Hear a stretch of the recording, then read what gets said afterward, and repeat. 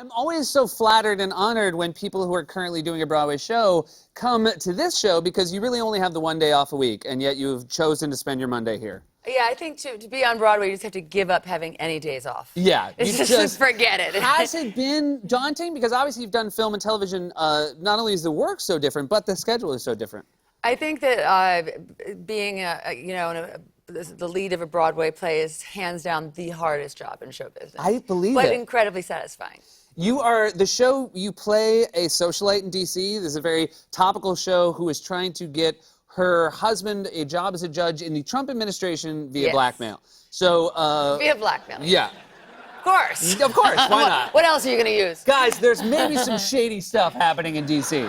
The egalitarian system, we're done with it. We're just pure nepotism, pure blackmail. So, but you and I had something similar, which is we obviously are both talking about the world in our jobs. So it's not really escapism. Are you finding it, is it cathartic to talk about Trump, or is it, do you find it overwhelming? Well, I would say overwhelming as an American and as a patriot. Yeah. But as an artist, it's a lot of fun. No, it's I was involved with a play when it was written about a Washington couple and sort of with a bedroom mischief. She's a very naughty, liberated woman that I play. And then Trump was elected while we were developing the play. So it naturally, the world changed and it became this it's kind of like, one person described it as like a rock concert, almost, because the audience is getting such a sort of like a relief of laughter and sort of bitter irony, and they kind of let loose. You do have something like they do here. Yeah, exactly. Something that's very risky, though, because plays, we can change based on the news every day what we write. Right. You guys have a play that's written. John Kelly is mentioned a lot in the show. 14 times. 14 times. Oh, yeah. And I just had a count done just a couple weeks ago. But 14 times a day, I feel as though we hear rumors that he's about to be fired. It's what true. would happen? Or possibly say enough is enough. Yeah, or leave, exactly.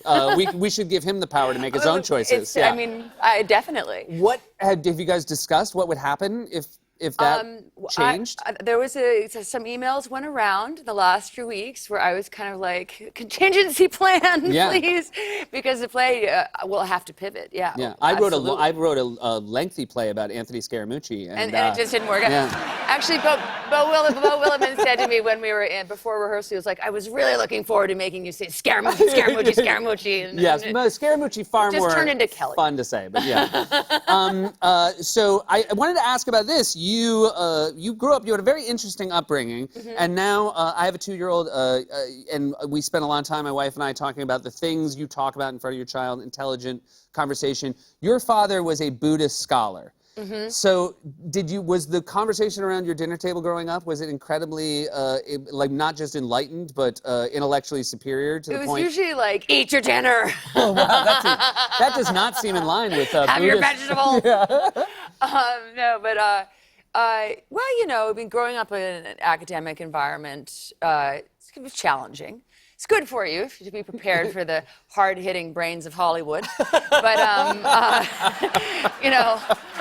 that hard work. No, it was a good debate skills. I think my dad had been like captain of the debate team when he went to school. I think that's very helpful. I think arguing is the one skill that's helpful. Follow the ball. Yeah, it's helpful in all fields. Well, thinking in general. Thinking in general is helpful. Yeah. But now, did you have like sort of escapism things that you liked as a kid? I went to Hollywood. Yeah, there you go. You got to meet. I escaped all the way. You got to meet another scholar backstage, and this is a really exciting. Yes, a woman who I love. A woman you love. There's Dr. Ruth. That's Dr. very. Ruth Restheimer. And. Not our first meeting, though. And I gotta be honest, I had thought you were taller than her. Yeah, she grew. She's a very. How is that? I mean, that must be one of the fun things of doing a Broadway show is the people that come backstage. Yes, really great. Seeing great people, including like distant family and relatives, like that you wouldn't have met, that like come and see your play. Oh, like, they're just lying to get I'm backstage. your cousin. There, yeah. No, it's been on a family level. Actually, it's been really fun. That's great. Yeah, I've gotten to meet some relatives from down south that I never grew up with. But Dr. Ruth is a gem, and I mean, my character is so sexually promiscuous and naughty. naughty. She really appreciated her. Oh, that's good. She Did she have any notes, or did it all ring true She to thought Dr. Rick? I was doing really well with it. Oh, that's good. Yeah. Well, that's the highest praise you can get. That really was good.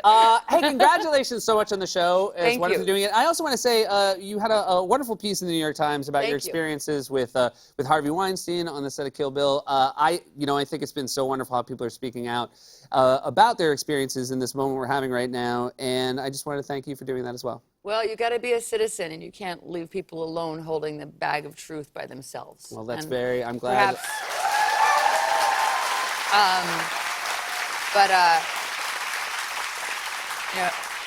There's no one I wish to get due process more than him. Yeah. Well, due process, it's a beautiful thing.